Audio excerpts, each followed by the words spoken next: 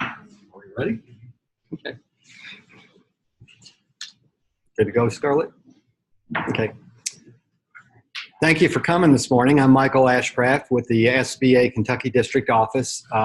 We're getting ready to go into the webinar as well as the live version, How Safe Are You Online? Dr. Michael Ramage with the Murray State University program. It's, I want to read this correctly here for you, Michael. Center for Telecommunications System Management. It's a mouthful, but Michael is an expert on this topic.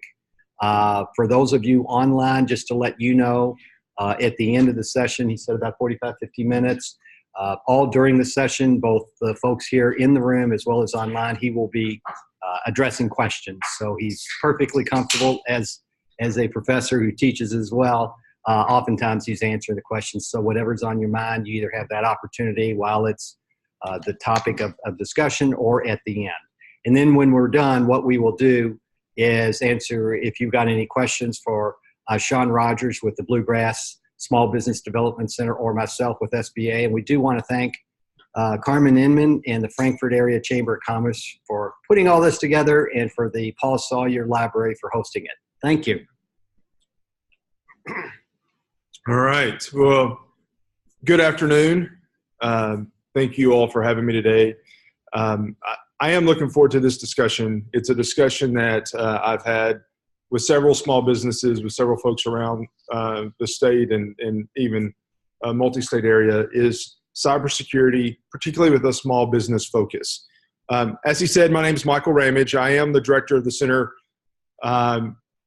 We call it of TSM. We abbreviate it. Very rarely do I actually rattle off the full name because it is a mouthful. But want to say thanks for having me today. I recently finished my doctorate. About a year and a half ago, I finished my doctorate.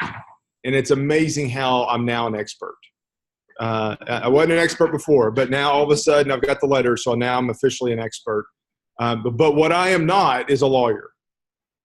So I'm going to look at things. I really look at things from three perspectives. I look at things from a computer nerd. I am a computer nerd. I'll admit it.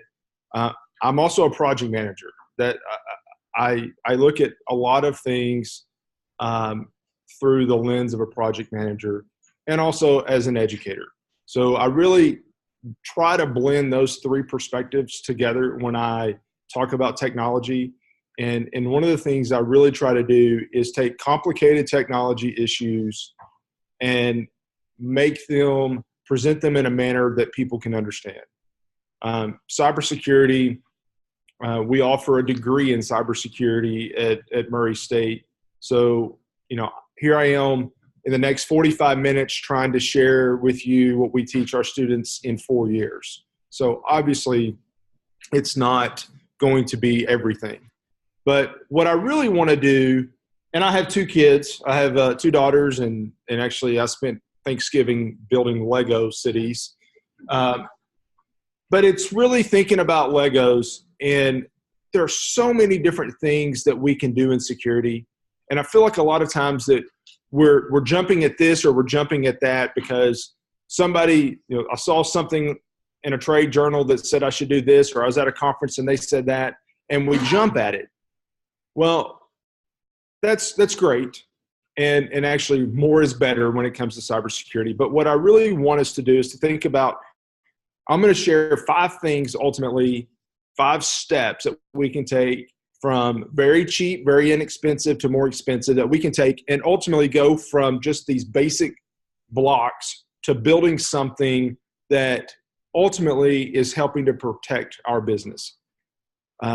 So I want to start, and I think it's important to think about, I want to start with the cost-benefit analysis. If you're a business owner, if you've done anything in business, you have thought about the cost and the benefit of doing something in business. Do I invest in a new store?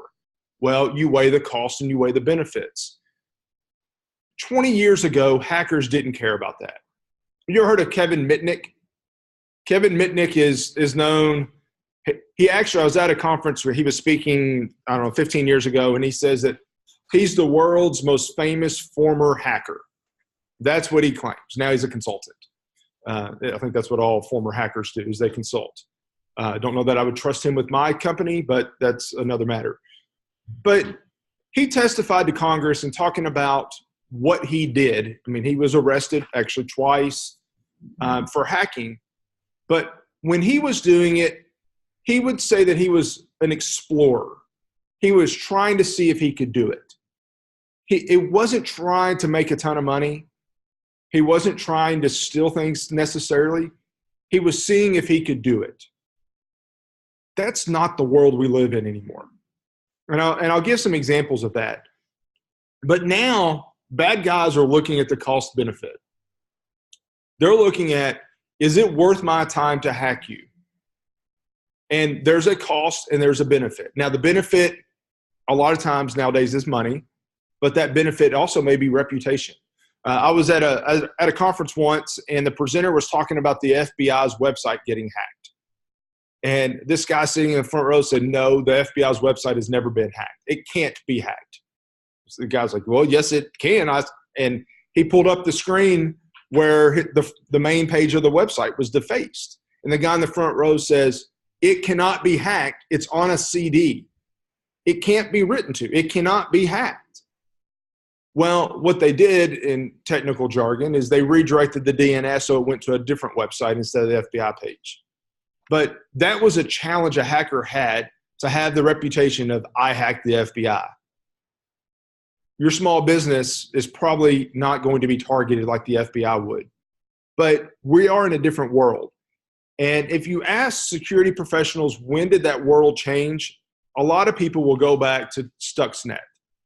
Stuxnet was a worm that changed the world. So what it did was it spread via email. It spread via USB drive. It spread all across the world. And what Stuxnet did is it would look at your computer. If you got infected with Stuxnet, it would look at your computer, and it was looking for a particular computer running particular software in a particular part of the world. And if you didn't meet those criteria, it would copy and send it to all of your contacts and delete itself. I don't need you. I need that. Let's try somebody else. So what security researchers found is that it was zeroing in on one area of the world. And it kept narrowing down and narrowing down. This worm was looking for a computer running software controlling a nuclear facility, a nuclear reactor in a remote area of Iran. And now, to make it even harder, the computer was not connected to the internet. But as a good IT person, they needed to update. So they plugged a USB in to a computer that was connected to the internet, downloaded the updates, plugged it into that computer got infected. What people say is that set the Iranian nuclear program back 5 to 10 years. Now, this is truly just my opinion, think the U.S. did it. Most people think the U.S. did it. Actually, most people think the U.S. with the Israelis did it together. The U.S. has never accepted that they did it. But the point is that if people can target a computer in a remote area of Iran that's not connected to the internet, if somebody wants to target your computer, they are going to find a way to get into your business. They're going to. But that changed the world. It no longer was exploring, and maybe we'll think about it. It's an attack tool. It's another front of war. It truly is. Let me give it, but that was a large effort and a large benefit. When you think about the cost benefit, there was a large cost to that, but there was also a large benefit to that. Ransomware. We're going to talk about ransomware probably more than you really want to today, because this is the biggest threat, in my opinion, and not just my opinion, facing small businesses today or any organization today is probably ransomware. How many of you know what ransomware is? How many of you been infected with ransomware that you want to admit? So ransomware, you've seen movies, hopefully you haven't experienced this yourself, but you've seen movies in other countries where kids get abducted, held for ransom, pay me $2 million, I'll give your kid back. It's actually the exact same principle. Now, the catch with ransomware is that most of the time, not all the time, it infects your computer because you click on a link. So if you get nothing else out of this presentation today, don't click the link. I cannot tell you the number of conversations I've had with my parents. Stop clicking the link. I don't care if it comes from PayPal. I don't care if you do a lot of stuff on PayPal. Don't click the link. If I send an email out from a bank, and if I picked one of the local banks and sent an email out to all of you, there's a pretty good chance at least one of you do business with that bank. So just because you receive an email from your bank doesn't mean it came from your bank. If I send an email out to 100,000 people in the US from PayPal, made it look like it was coming from PayPal, I bet there's a pretty good number of people that have logged into PayPal before, or logged into eBay, or logged into Facebook, or logged in to fill in the blank organization. So just because an email comes from that organization doesn't mean it really does. If it says you need to log into your bank account to change your password, go to your browser, type in your bank's web address, log in, change it that way.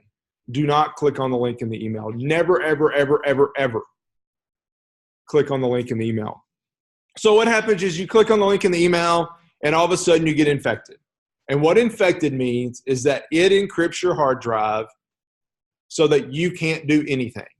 And it pops a screen up. This was one of a ton of variants that says you have to pay, in this case it says $300 worth of Bitcoin, and you got to send it to this address.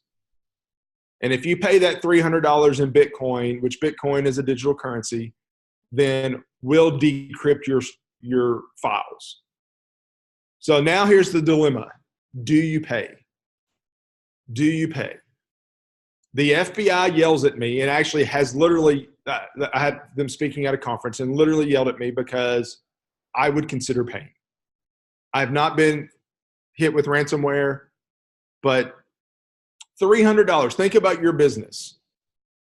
If your primary computer got held for ransom and you didn't pay within 48 hours, then all of that data would be lost. Would you pay? Can you recreate that data for $300? There's no way. There's no way you can recreate that data for $300. So going back to cost benefit, it would be worth paying, right? If you thought that the bad guys would actually give your data back. And here's the catch. For the most part, they do. I realize they're illegal, they're bad, they're horrible people, but they're ethical in the sense that they give you the service that you pay for. And the reason that they're able to make so much money holding data for ransom is, well, two reasons. One is that the price is low enough that you can afford it, that it makes it worth paying. If you held my data for $2 million ransom, I really want my pictures of my girls, but I can't pay $2 million. So it has to be a price where you could actually afford it. Two, if I pay it, I have to have a reasonable expectation I'm going to get my data back. And there's been enough people that have paid and got their data back that you probably would. You still shouldn't. It's still wrong. You're still supporting criminals. But as a small business, a lot of people do. And a lot of people don't. But this is the biggest threat. WannaCry, I saw a statistic last year that it had It's in the billions of dollars that ransomware variant, there's a ton of these variants, has made. Now, the bad part, the scary part, is that just like viruses were 20 years ago, they're evolving. So it's not just holding data for ransom now. Maybe it's looking for, while it's holding your data for ransom, it's looking for bank files or different things. So right now, for the most part, your data is not compromised, but that's starting to change as well. Anyway, ransomware is certainly something that almost, not always, most of the time is caused because you clicked on the link. So don't click the links. All right, let me give an example. Anthem. This one's near and dear to my heart because I was an Anthem customer. What was this, about 4 years ago now? Something like that. They had their breach. First of all, they had vulnerabilities. Hackers exploit vulnerabilities. Like I say, with enough money, with enough time, with enough resources, everybody's vulnerable, but you don't want to make it easy on them. But anyway, databases, the database wasn't encrypted. They didn't use multi-factor authentication. We'll talk about that in a second. And they didn't monitor sufficiently. The initial attack was hackers obtaining the admin level passwords. They were able to get a hold of some admin passwords that actually weren't very strong passwords, and we'll talk about that in a second. So they were able to get into the system. And it was 78 million records breached, including mine. Over 100 million in costs to clean it up and monitor credit, including mine. And there were several lawsuits against Anthem, and I don't think I'm part of any lawsuit. At least I haven't received any money for being part of any lawsuit. But anyway, they did have several lawsuits. So the impact is huge. Now, the catch is, if you're a small business owner, then this isn't, $100 million in cost is not something that you're concerned about.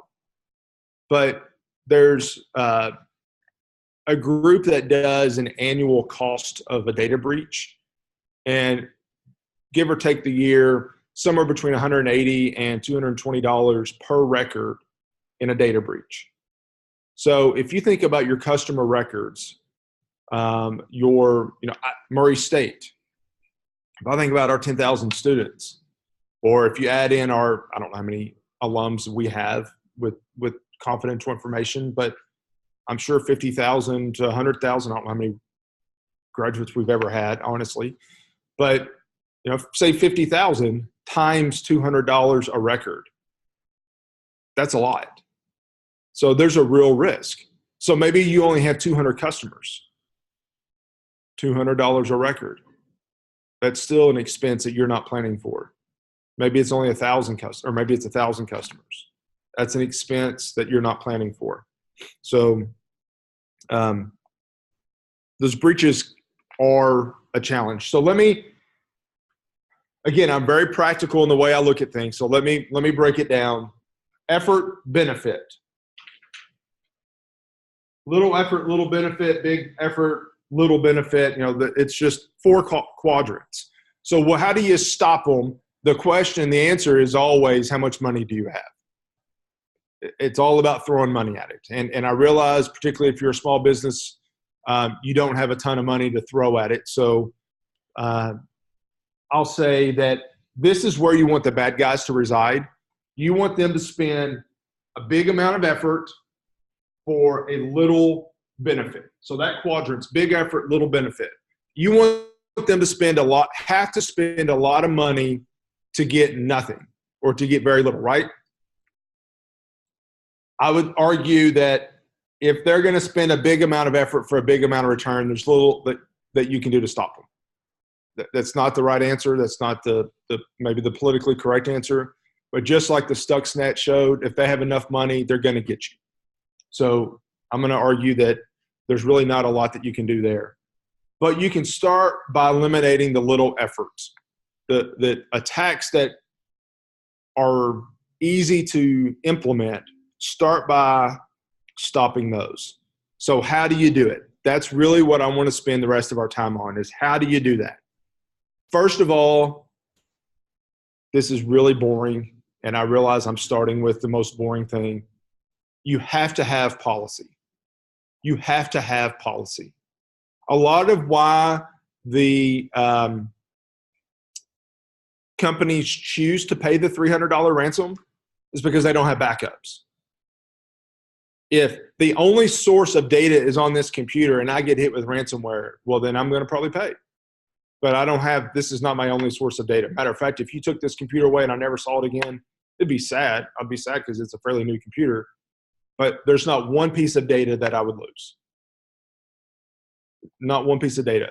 It's backed up all the time. Matter of fact, I can get to every piece of data on this computer from my phone right now. So, I mean, it is there is a lot of redundancy there. But your policy should be what's allowed, what's not allowed, and what happens if you break the policy. If there's not enforcement of a policy, you don't have a policy. It would be great to say that, you know, we're not going to allow people to browse on questionable websites during work hours. But if somebody does that and you don't implement it or you don't enforce it, then you really don't have a policy. If you have a password policy, and we'll talk about some best practices for passwords. If you don't have a password policy, or if you have a password policy but you don't enforce it, then you don't really have a policy. Social media. I put social media on here, and this is one that I really, there's a lot of gray area in social media policy. And so I'm going to tell you my opinion, but I don't know how it can be enforced in your company that's in your own situation. But if you're born in Kentucky, how many, don't raise your hand really, but how many of you, your social security number begins with a 4? So if I know the year that you were born, then I can probably come up with the first 3 numbers of your social security number. So if you want everybody to wish you a happy birthday on Facebook, not only do you want them to know that my birthday is, you know, November the 2nd, you also want to know what, you want to tell them what year it was, right? So if you put your birth year on Facebook, then I can probably come up with the first 3 numbers of your social security number. The last 4 numbers of your social security number aren't really private. I mean, you have to use them to check so many different things. They're not really that private anymore. So that means just by putting your birth year on Facebook, you have taken it down to 2 numbers of privacy in your social security number. So the point of that is, well, first of all, take your birth year off of social media. But second of all, it does matter what you share on social media. And if you're using your dog's name as your password for work and you have your dog plastered on Facebook, then that has a direct impact on the business. If you're a company that does work for the government and you're ranting about politics on Facebook, then that obviously has an impact on the business. So where that policy line is, I don't know, and to each their own. You know, I'm at a university, and universities faculty get tenure so that they can say whatever they want to say.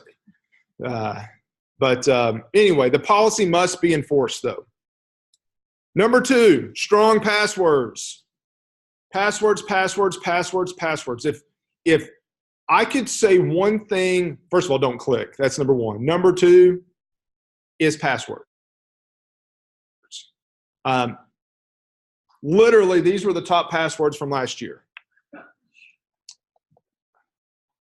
I hope you're laughing because they're ridiculous and not because, oh crap, I used a couple of those. But these are, I mean, bad guys are pretty smart. And they can guess these passwords pretty quickly. So you got to have strong passwords. a good password, and there's a lot of these, and don't necessarily read all these, but know that if you Google strong passwords, you're going to find some resources. The SANS Institute being a really good one that will have recommendations for actually policies.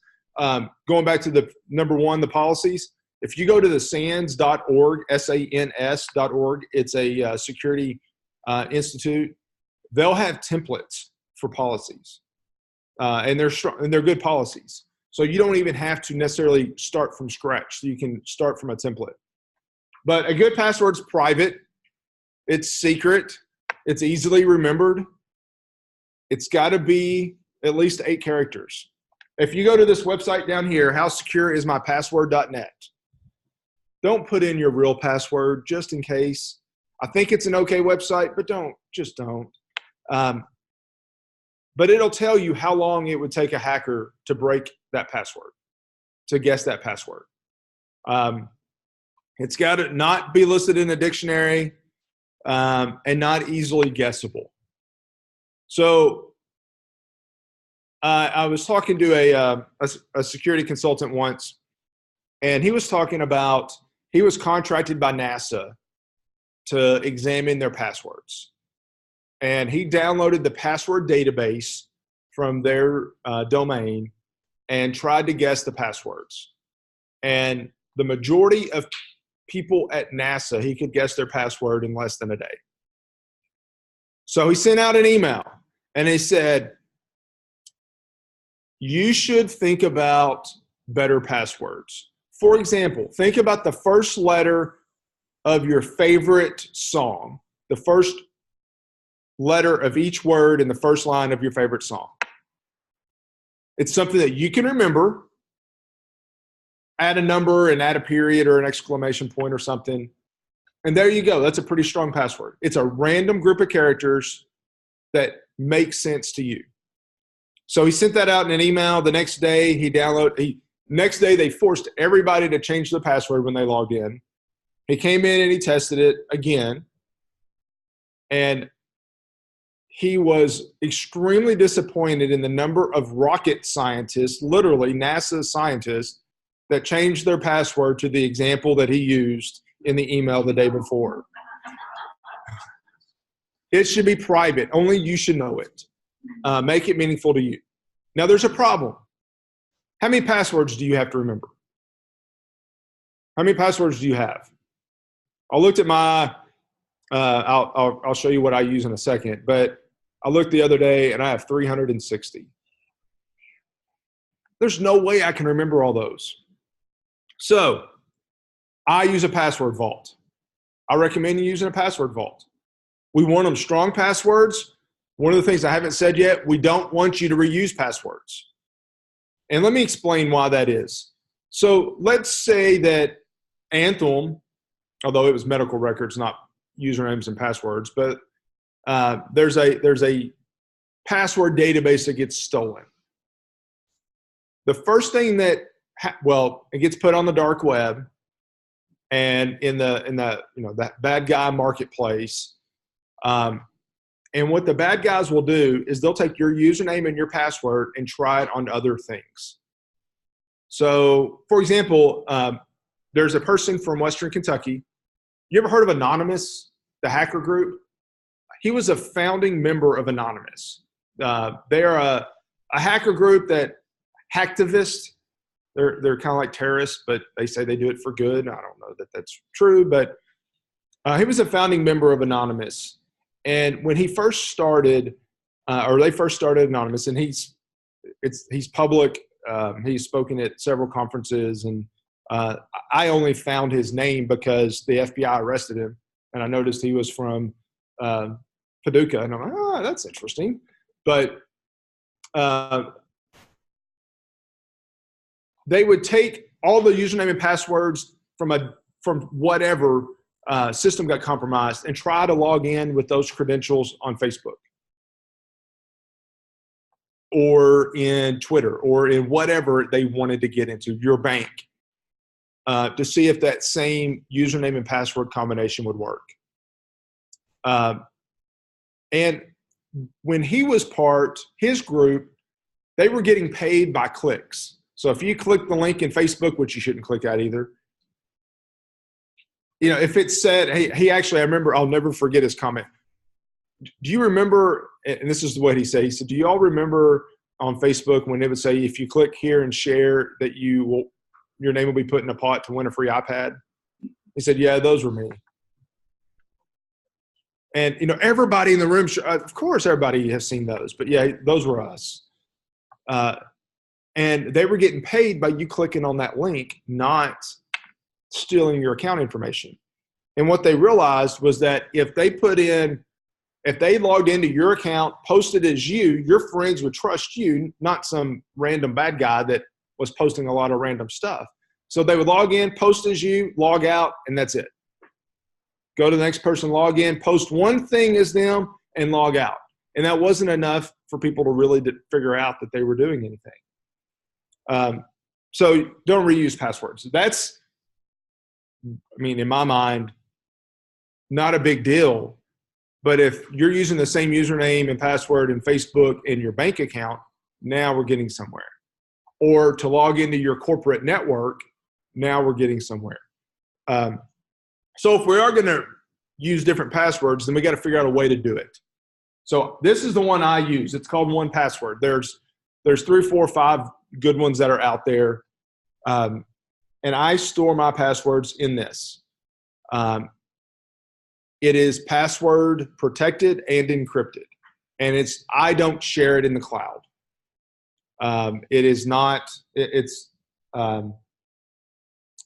It's a secure way to keep passwords. Now, ideally, you remember all your passwords. I mean, that's the ideal situation. The reality is we can't. If you can, you're a better person than I am, or you don't go to enough places on the internet. So I would strongly recommend this. Second thing I would strongly recommend is two-factor authentication. So Murray State University uses Google for our email. If you email, my email address is mramage@murraystate.edu. If you email that email address, you're actually sending that to a Gmail account. That's what we use for our services. Most universities and not most organizations, but a lot of organizations will use Google or Microsoft Office 365 for those services. Both of those allow two-factor authentication. So two-factor authentication is essentially something you know, something you have, something you are, some place you are at. It is using more than one method to authenticate you are who you say you are. You know, right now, if I asked you to prove to me you are who you say you are, you might show me your driver's license. Well, I remember when my little brother went to the courthouse in high school and said he was me, and he got a driver's license that was me.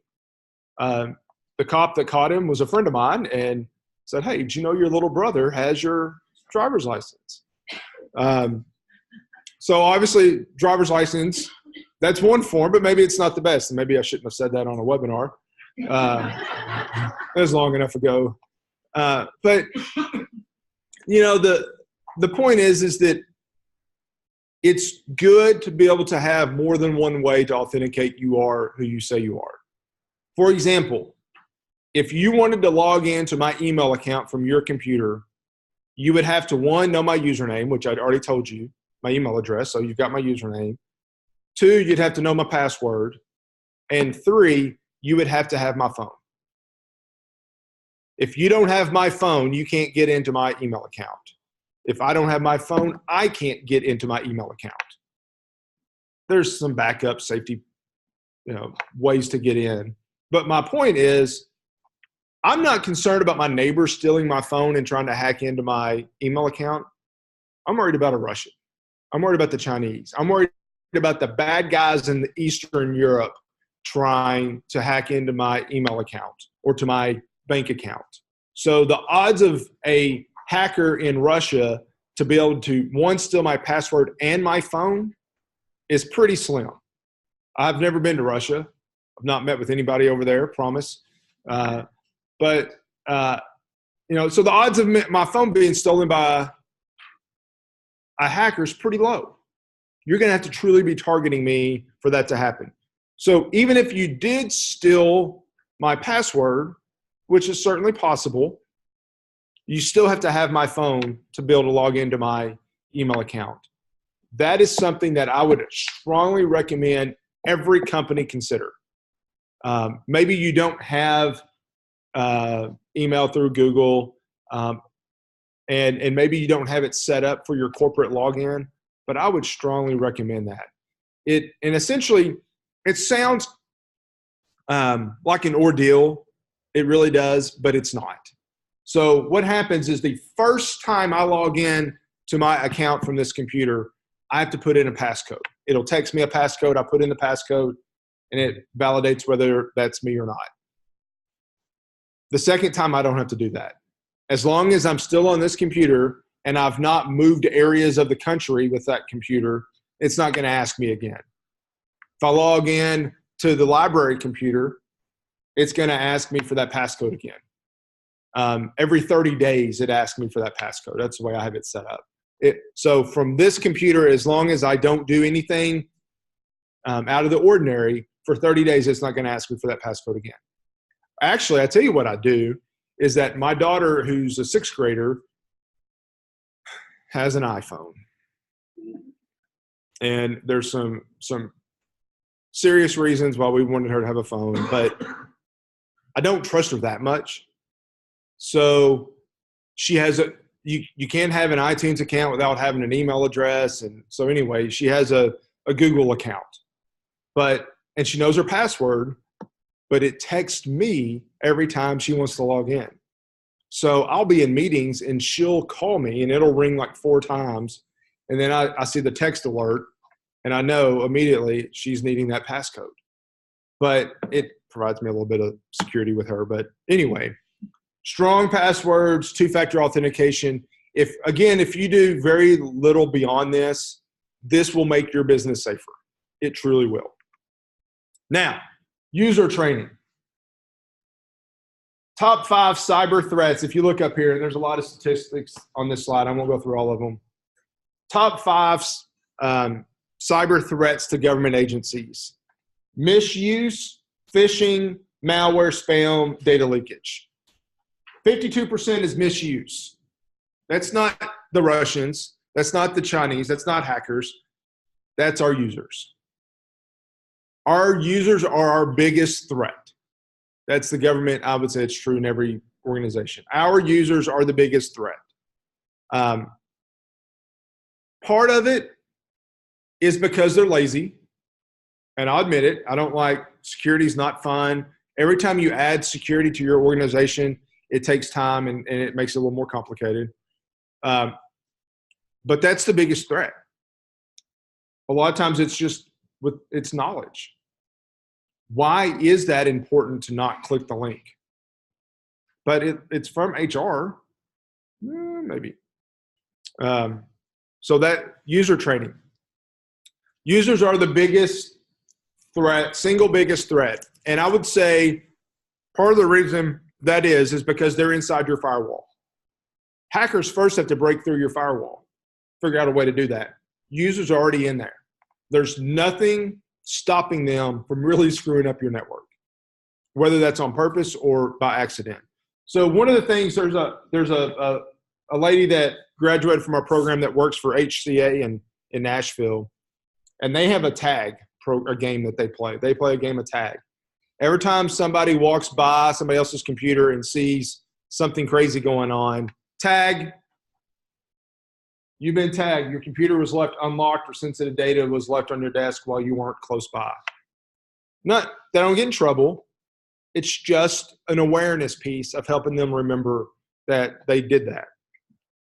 Assessment and audits. And let me recommend that for anybody.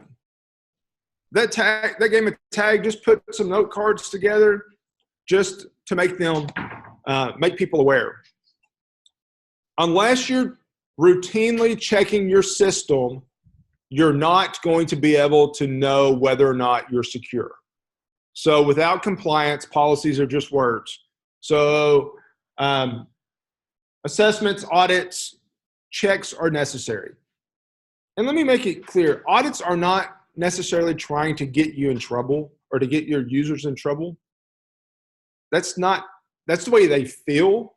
Every time my credit card gets audited at the university, I feel like I'm in trouble. What do I do now? This trip, they'll audit me. Every time I get gas in the car, they audit. I don't know, whatever. But it's necessary to make sure that we are doing what is in our policy. That's why we do it.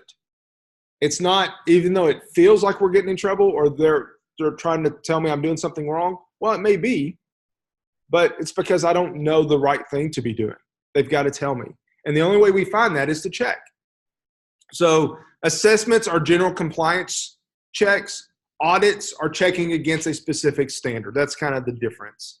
Audits, if you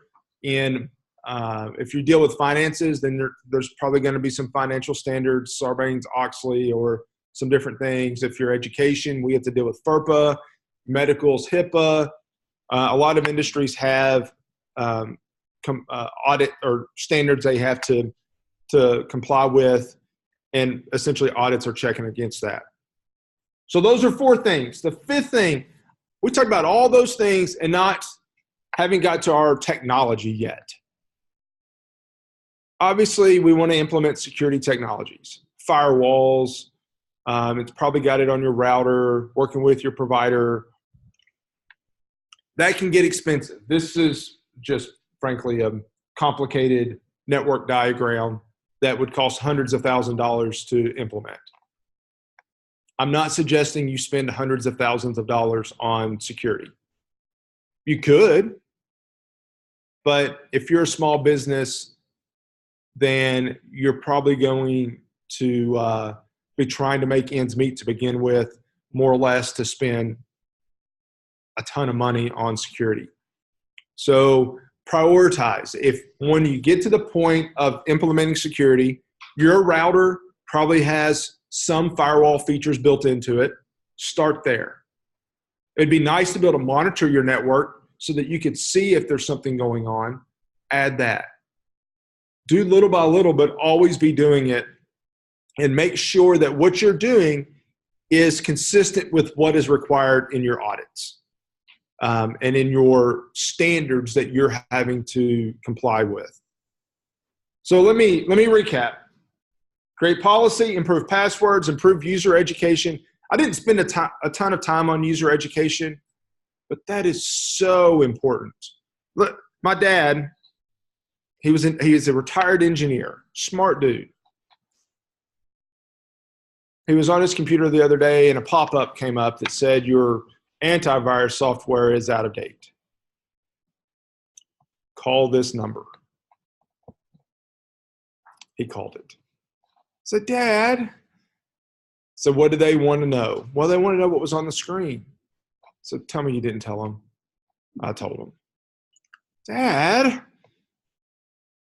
what do they want you to do? And they're like, well, he started asking me these questions, and I thought, maybe I should talk to my son, who's a cybersecurity person, first.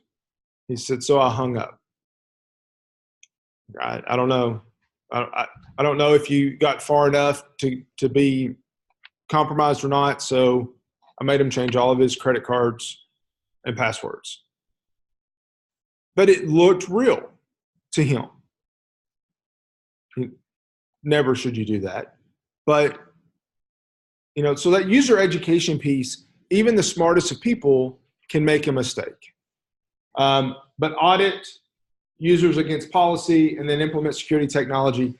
And if you notice on the far side, these first 3 things cost little to no capital investment. Improving passwords is just doing it. It's time. Policy, it's time, but it's free. Just take the time. Let me back up. I realize your time is not free. Let me make sure I say that. But it's no additional expenses. It's no outlay of additional capital. It's your time, which has value. But all 3 of these things just take time. Audits, assessment, typically an assessment's not going to be as expensive as an audit, but depending on how large your organization is, that can start to get expensive. And implementing security technologies can get expensive. But these are 5 things, particularly these first 3 things, that are very inexpensive for you to do. And I would recommend that you be doing those not just in your business, but also personally. Because, in today's world, there is a very blurry line between personal and professional. So you taking that on personally is also going to help protect your business as well. But these are 5 things, and these are 5 things that are fairly simple to take on. Last thing I want to touch on, and this is just kind of an extra piece. In September, the government issued the latest national cyber strategy. And the details of it are still coming out and being worked out. But one of the important things to note in this is one of their priorities is securing the federal networks and information, which of course it should be. But part of that, which is easier, to hack Target or to hack the AC vendor? Well, if you were compromised in a Target breach, then it was the AC, the heat and air company. If you're a contractor to the government, to the military, do you think it's easier to hack a small business or the U.S. Army? A small business would be easier. Well, I have a graduate of our program. He leads a team of hackers for the Army. That's his job. That's what he does. And it's actually really cool what he does. His team has to hack tanks, and his first job out of college was to hack missile systems. That was his job, which is really cool. For the good guys, we figured that better we do it and find the flaw before the Chinese do it. That was literally why they were doing what they were doing. But when his team are looking at systems today, what they find is a lot of the threat vectors that they're dealing with are not on government computers, they're on contractor computers. So they want there to be standards for contractors, not just for government. So if you work and do work with government, then those contractor computers, your computers, are going to have to comply with some standard as well. And more importantly, if I'm chasing a bad guy and I'm the Army and I'm chasing a bad guy, or trying to see how deep and wide a compromise is, then they get fair access to your computers just like they were a DoD computer or a government computer. So that's really going to have an impact on businesses. And I know a lot of businesses that do work for the government that probably won't be able to comply as soon as these standards start really being rolled out. So going forward, the federal government will be able to assess the security of its data by reviewing contractor risk management practices and adequately testing, hunting, censoring, and responding to incidents on contractor systems. That's just a snippet of what they're saying. So this is going to have a real impact. So if you're a government contractor, this is federal right now, not state, but federal's doing it. I'm sure that at some point state will as well. So anyway, so let me end it with that. My contact information is on the screen. I'm happy to answer any questions that you may have. If there's something that you want to know more on, this is a lot of information in a short amount of time. So I had to gloss through some of this pretty quickly. But, cybersecurity is a legitimate risk to any organization. It's not treated that way. In many businesses, it's treated as a nuisance, for lack of a better term, but it's a real risk. I can't tell you the number of businesses that I've heard from in Kentucky, mostly in Western Kentucky, because that's where I am, that have been victims of ransomware, that have had to rebuild their systems from scratch. Hospitals have been pretty public Henderson Hospital and some in the Appalachian area.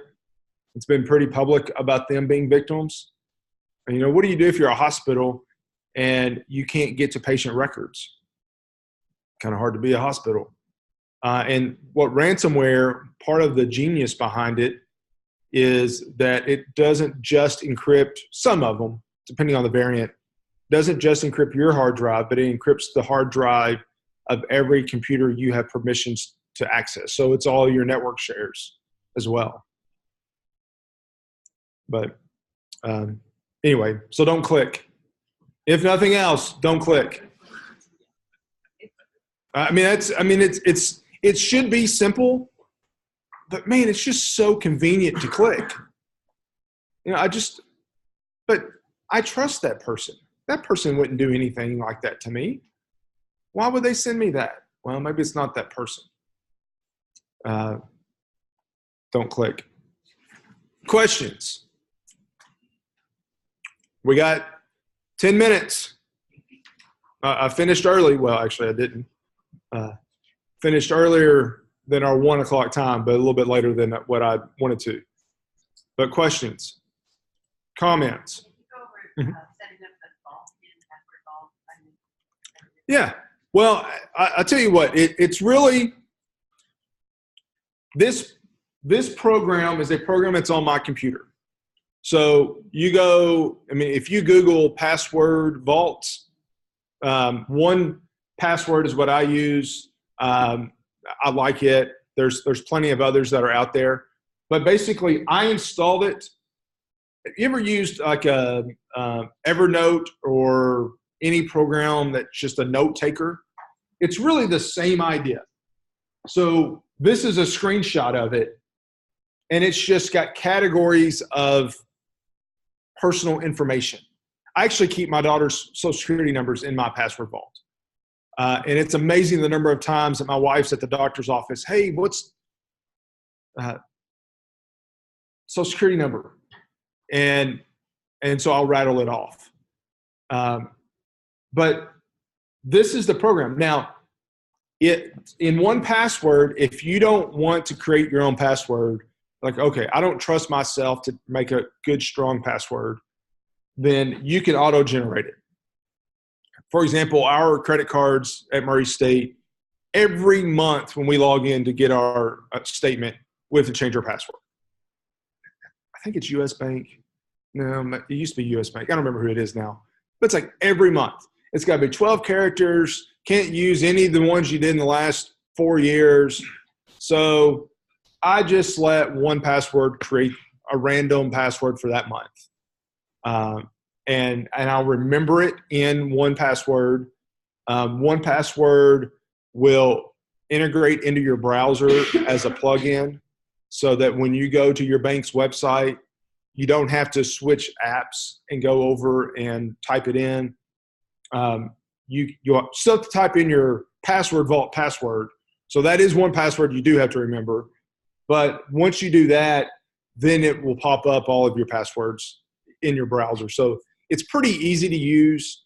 And I do strongly recommend one of those. But it's really, and you can see the categories: logins, notes, credit cards, identities, driver's license, software license, even, and you can add what other categories that you want. I actually will add in the questions. Yeah, my security questions. I'll add those in there as well, because I know what city I'm from, or I know my dad's name, but sometimes they don't want you to put in a capital first letter. Sometimes they do. And so I'm like, I'll just put all that in there. Or, what's your favorite sports team? Well, it's baseball season, so I'll put in baseball, and now it's basketball season. So which one did I really put in? So you can put all those in there as well. Other questions? I'm not sure if this falls under personal or small business, maybe a little bit. But you said something that alarmed me. You said everything on my Mac, it also has access here. And I went and looked, and so I had that concern on my own situation. Instead of leaving it on the iCloud where it could be on my phone. I took it off. So I've got it backed up with thumb drive and then on mine. I use Dropbox. So how do I guess my question is, how do I not have it show up here? But it's still there. It's in there, but I can't get access. There's a lot of different ways to do that. On your Mac, depending on the folder that you put it in, would depend on where, how it syncs. You can do options on both your Mac and on your phone to sync or not to sync. It actually lets you tell you, like contacts. I'd like for it to sync, but I don't want you to be able to see it on my phone. Oh, I got what you're saying. Maybe I was asking wrong. Yeah. I want it to sync, but I don't want to be easily accessed. I would say a strong passcode on your phone or your thumbprint would be the primary defense mechanism on your phone. Now, I'll also say that there's a lot of companies won't allow anything on their work computer to be on a personal phone because they can't validate what security measures you're taking on your phone or what other software you've put on there that may be malware.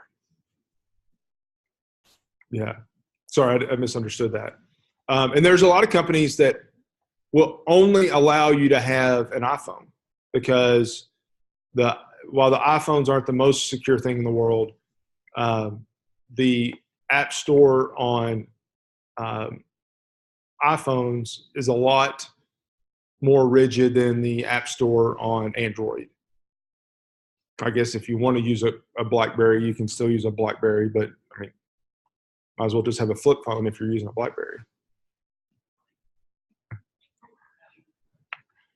I had a BlackBerry for a lot of years, but it's been a while.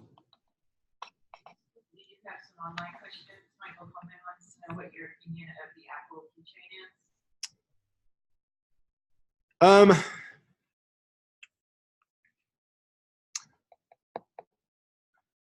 Mixed, and I'll say it's mixed. I have. You might not have just so we don't talk about online. Yeah, I don't see anything in my chat window. It's not coming up right. Oh, okay. It's mine or yours. Okay. Oh.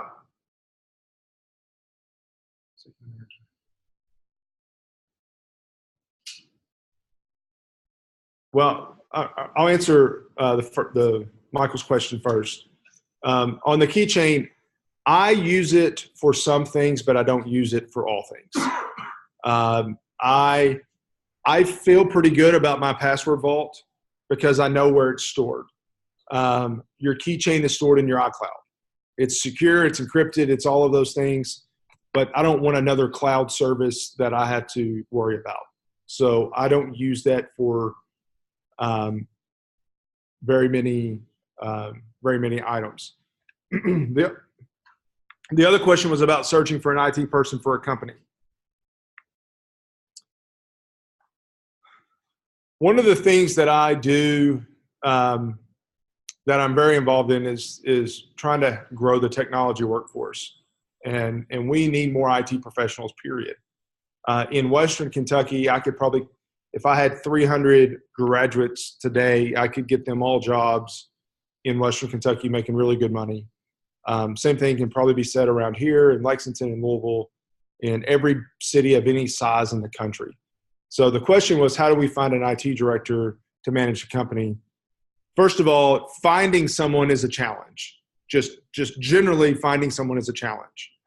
Second is, if you want an IT professional, you want them to have ethics and morals. So you want an ethical person. So how do you do that? How do you want to make sure that they have a strong ethic belief system, or that they're going to take care of your business and not, frankly, steal from your business? That's a challenge in that system and in a lot of other systems as well. But what I have heard companies talking about that particularly that employ our graduates is not only do they do background searches, which everybody does, they also do credit searches. They want to make sure that they're not easily compromised from a credit standpoint. Actually, a lot of our companies in our area, Fort Campbell and Fort Knox have a lot of soldiers leaving every month, and a lot of them have clearances. So they kind of let the government do their background search for them. So that's one way that they do it. And the other is, I am one of those people that really don't put much credence in references. So it's trying to find a creative way to force applicants to give you references that are more than your neighbor growing up. Maybe it's client references, maybe it's companies that you've worked for, or projects that you've done, but it's really diving into having that strong level of comfort. The other piece of it is, how much do you give them? Anybody you hire, there's a separations of duty concept that no person should have the keys to everything. So how do you do that? In a small business, that's hard. In a small business, that's very hard. But that's another concept to keep in mind as well. Now, the odds of a business doing all of those things are pretty slim, but those are some of the things to consider. Or somebody that you truly trust recommending that individual helps too. I'll also say, let me add one other caveat to that.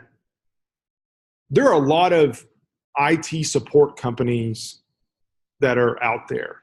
So I know that in West Kentucky, there's about a half dozen to 10 different companies that provide remote IT support.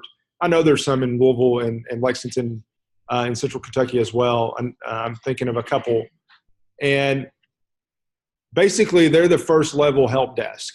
So they make sure computers get patched. They make sure that some of the basics are taken care of, so that if you're a small business and you don't have the money to hire a $100,000 person, then you pay some amount per month for a company to maintain 24/7 remote support for your operation.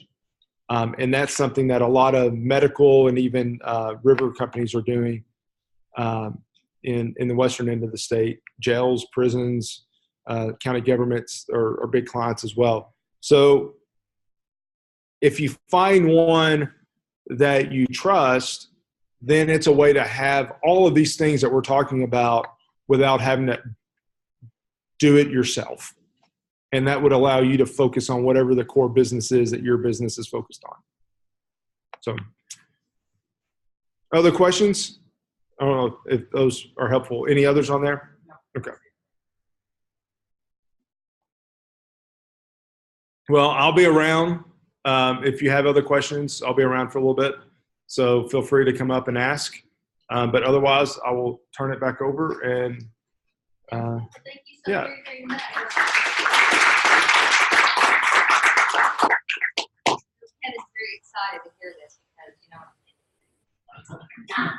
that's interesting. But thank you so very much. If y'all also have any questions, we have Sean Rogers with the Small Business Development Center here, and also Michael Oshkosh from U.S. Small Business. So they're here to answer questions and have brochures on the table back there. If y'all have any